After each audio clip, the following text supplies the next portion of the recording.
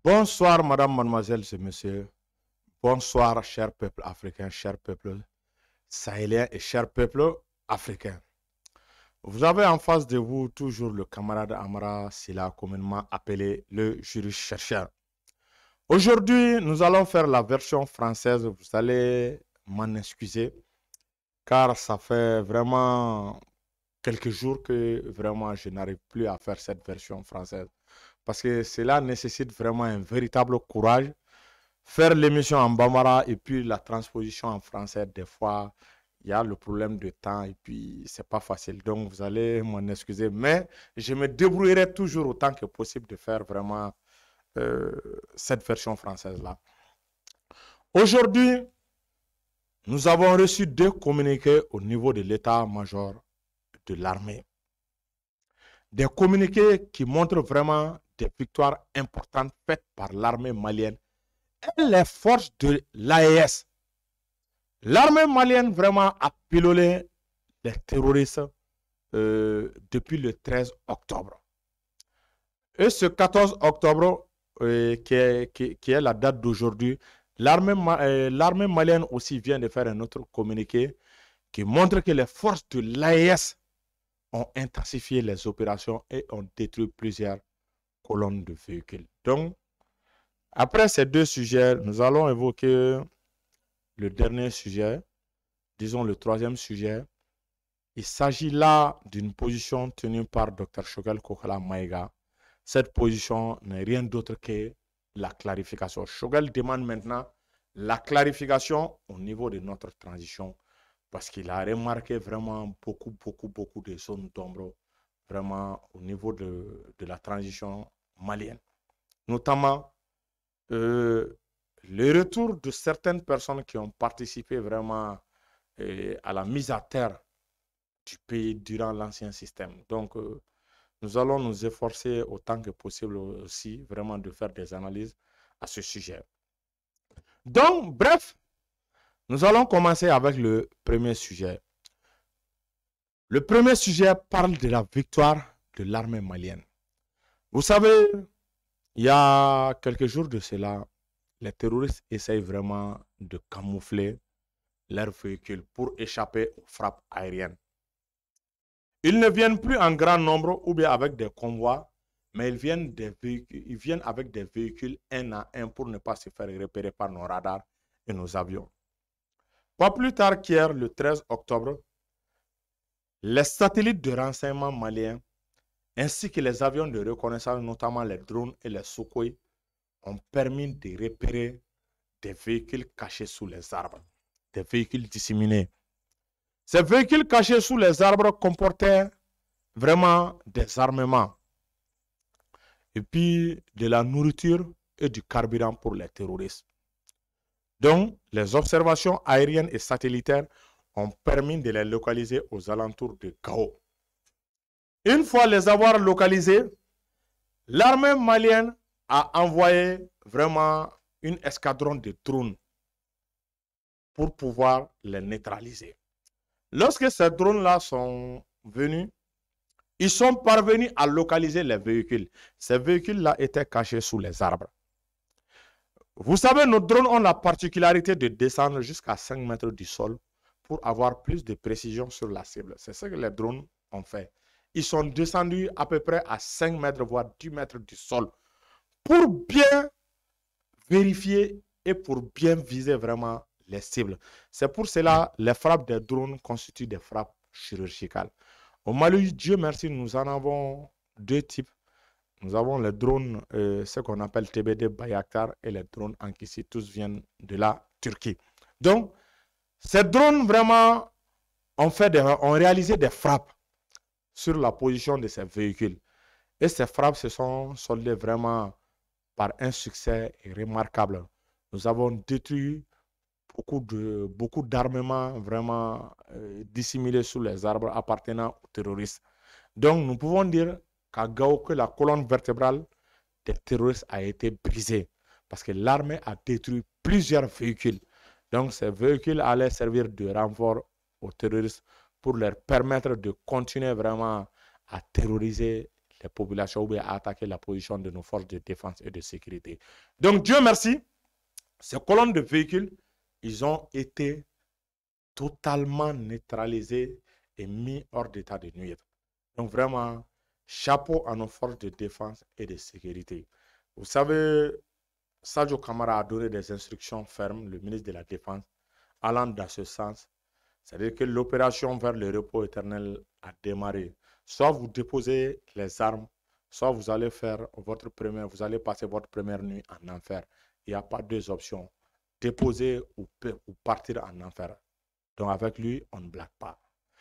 Ensuite, nous allons vous donner la deuxième information. Cela fait état d'une coordination magistralement préparée par les forces de défense et de sécurité de l'AES.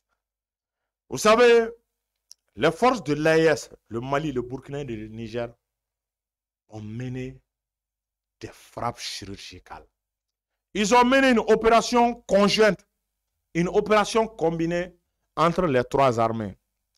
Vous savez, les observations satellitaires de nos trois pays, notamment les pays de l'AES, notamment dans la zone du Liptako-Gourma, entre Douanzan, Mondoro, est-ce que vous voyez Labezanga? Donc, ces observations-là ont fait état de mouvements de terroristes. Parce que ce sont des cibles vraiment extrêmement mobiles. Ils ne peuvent pas, il leur est très difficile de passer 3 ou 4 heures dans un même endroit. Ils se déplacent. Lorsqu'ils mangent vraiment le petit déjeuner au Mali, ils vont au Burkina prendre vraiment le repas de midi là-bas. Ensuite, la nuit, ils vont manger au Niger. Donc, ils bougent parce qu'ils savent que les satellites fonctionnent vraiment à travers des localisations par moment. Lorsque les satellites repèrent vraiment durant 1 heure de temps, ils le savent, c'est pour cela qu'ils se déplacent. Donc, si vous envoyez des avions, il est très difficile que les avions viennent trouver ces terroristes-là au même moment, au même endroit. Donc, raison pour laquelle, lorsqu'on les localise, lorsque les satellites les repèrent, automatiquement, on envoie un escadron de chasseurs ou un escadron de drones. Ils vont procéder à leur identification et à leur destruction au même moment sans qu'ils aient le temps vraiment de se replier. C'est ainsi que les forces maliennes, dans la localité de Douna, ont repéré plusieurs colonnes de véhicules. Donc, ils ont informé le Burkina et le Niger. Donc, le Burkina et le Niger se sont préparés.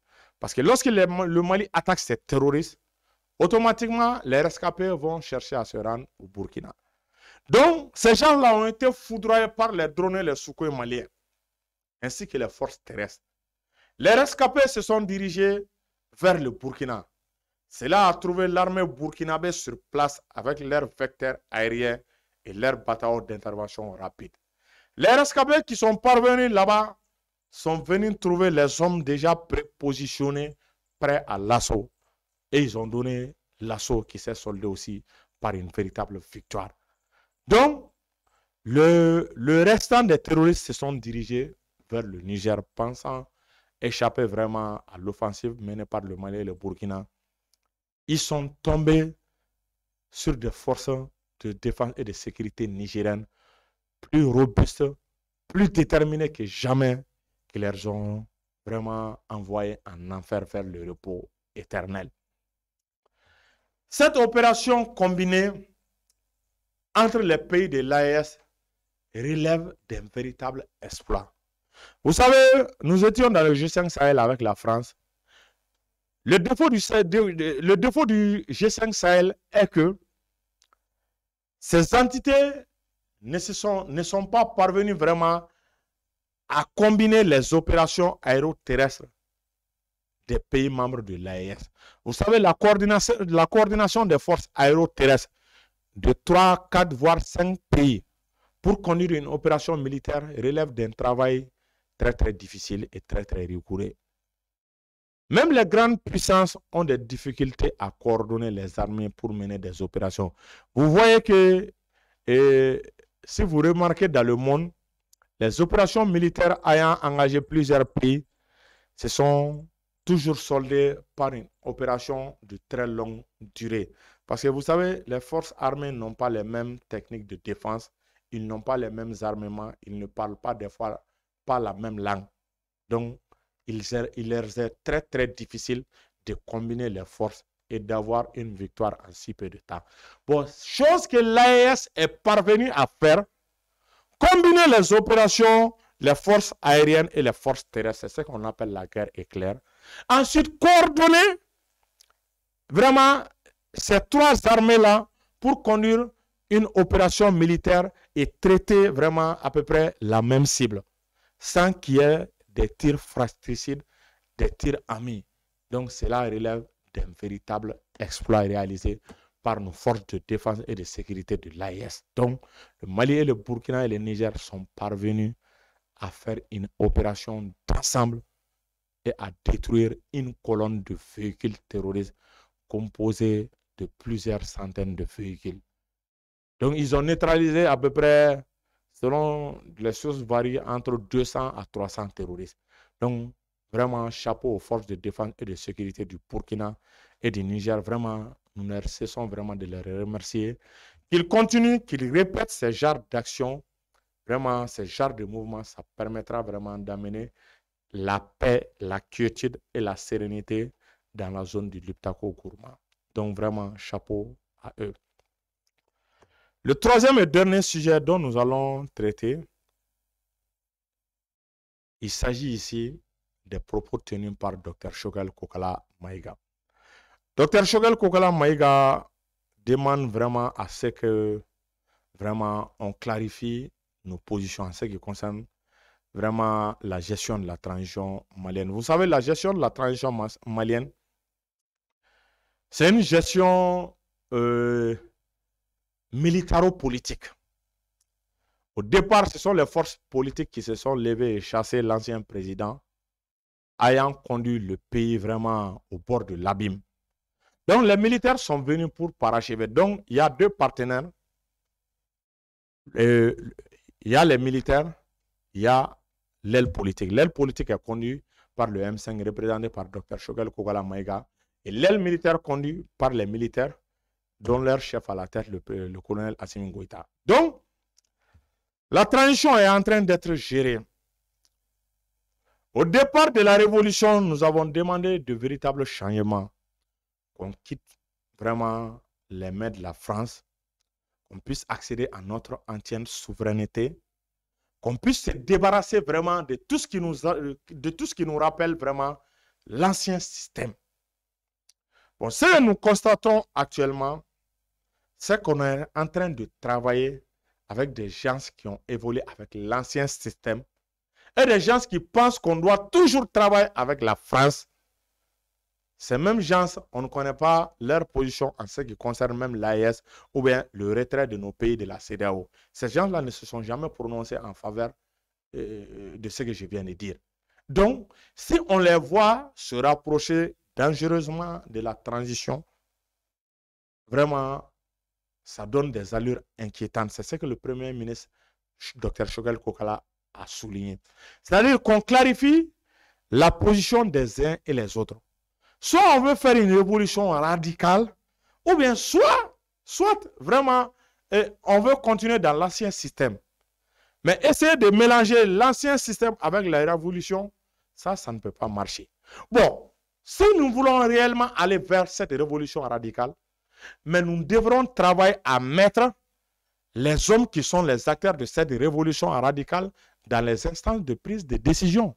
On ne peut pas comprendre que ces hommes-là puissent être mis à l'écart, qu'on continue à travailler des gens qui ont évolué dans l'ancien système dont on ne connaît pas leur position vis-à-vis de nos partenaires russes, chinois et vis-à-vis de nos retraits, du retrait de nos pays envers la CEDEAO. On ne connaît pas jusqu'à présent leur position. Donc, si on veut sauver la révolution, mieux vaut s'écarter vraiment de ce genre de personnes, les mettre à l'écart. Parce que dans une révolution, on ne doit pas trop zigzaguer. On doit aller tout droit. Tout ce qui permettront, vraiment, tous les événements qui permettront de nous mettre les bâtons dans les roues, vraiment, il faudrait les éviter. Il faudrait les éloigner du pouvoir. C'est pour cela que Dr Choguel Kokala Maïga a décidé de ne travailler qu'avec les hommes qui œuvrent pour le changement, les hommes qui aiment la Russie, les hommes qui sont d'accord pour le retrait de la CEDEAO, les hommes qui sont d'accord pour la création de l'AES. Choguel souhaite travailler avec ces hommes. Mais les hommes dont on ne connaît pas leur position, les hommes dont on a vu leur position dans le passé, qui ont évolué dans l'ancien système, qui n'ont pas radicalement renoncé vraiment à ce qu'on puisse vraiment réintégrer la CEDEAO, ou bien vraiment des gens dont on ne connaît pas leur position vis-à-vis de l'AES, continuer à travailler avec ces mêmes personnes. Non, Choguel a refusé de faire ça. On ne peut pas réunir tout le monde, c'est impossible. On ne peut pas réunir ceux qui ont demandé le changement, qui veulent le changement, et ceux qui ont dit qu'ils ne veulent pas, qui ne souhaitent pas le changement. On ne peut pas les réunir, ces genres de personnes, ces groupes-là, ensemble pour travailler, former un même gouvernement, ou bien vraiment décider que ces deux tendances puissent voir dans la même direction. C'est impossible. C'est impossible. Donc, le moment est venu où chacun doit clarifier sa position. Soit on continue avec la révolution radicale, avec nos partenaires ou autres, soit on continue avec l'ancien système et le retour des anciens partenaires. Donc, il faudrait qu'on parvienne à faire vraiment la part des choses, qu'on intègre les véritables acteurs de changement dans les instances de prise de ces décisions. Ces gens-là ne doivent pas être mis à l'écart. Des têtes pensantes, des cerveaux tels que Abdelkader Maïga, tels que les Ben le cerveau, doivent occuper des postes de responsabilité parce que ce sont des boussoles de la transition. Il y a beaucoup de guides vraiment de cette révolution qui sont écartés du pouvoir, qui ont leur mot à dire au niveau des instances de prise de décision. Si on les intègre, la transition va aller vraiment dans le bon sens. Mais en les écartant, en les mettant à côté, vraiment, leur expertise risquerait de ne plus être mise au service du pays. Normalement, dans une révolution, on doit la mener telle que la révolution russe, qui a conduit vraiment à suivre les traces de Lénine et de Staline, qui consiste vraiment à modifier le marxisme. Est-ce que vous voyez? À l'adapter au socialisme. Donc, nous devrons être de véritables révolutionnaires. Nous devrons suivre les traces de Modibo Keïta. C'est que Modibo Keïta avait des visions économiques. C'est que Modibo Keïta avait des visions politiques, avait des visions au niveau de l'agriculture. Nous devrons aller dans ce sens. Et dans une révolution, nous souhaitons notre véritable indépendance. Mais nous comptons jusqu'à présent sur l'aide de la Banque mondiale, du FMI. Mais ça ne peut pas. Ça, ce n'est plus de la révolution. Il faut qu'on arrête ça. Donc, le moment est venu de clarifier notre position. C'est-à-dire, on a l'habitude de le dire, les oiseaux qui ont les mêmes couleurs peuvent voler ensemble. Mais les oiseaux qui n'ont pas les mêmes couleurs ne peuvent pas voler ensemble. Ceux qui veulent une révolution radicale, qu'on les mette ensemble, que ceux-ci gouvernent le pays. Mais ceux qui ne veulent pas du changement, qui l'ont dit à plusieurs reprises, qu'on essaye vraiment de les réunir, ou bien qu'on essaye de faire de telle sorte que ces gens-là puissent avoir la même vision sur un même projet de développement pour le pays, ça c'est impossible. Ce n'est qu'une perte de temps. Donc le moment est venu vraiment de clarifier la position des uns et des autres. Soit on intègre les véritables acteurs du changement, qu'ils viennent aux instances de prise de décision, soit qu'on continue avec les anciens cadres qui vont nous conduire là où je ne vais pas évoquer. Donc, c'est ce que Dr Choguel Kokala Maïga vraiment a clairement demandé. Parce qu'il y a des choses qui vont se faire. Les gens vont penser que vraiment tu es au courant ou bien tu es comptable de ce qui est en train de se faire, alors que ce n'est pas ta position réelle. Donc, le moment est venu vraiment, chaque chose a une fin. Le moment est venu actuellement où chacun doit clarifier sa position, là où chacun veut aller, et qu'on laisse chacun partir là où il souhaite. Le bon Dieu va trancher, le peuple va trancher. Il n'y a pas de problème. Donc, c'était vraiment le ramasser de ce que j'avais dit en français et en bambara. Donc, j'ai essayé de ramasser autant que possible. Et j'essaierai de faire autant que possible la version française cela, tout va dépendre de mon temps, quoi. Ne m'en voulez pas. Donc, je remercie tout le monde. Bonsoir.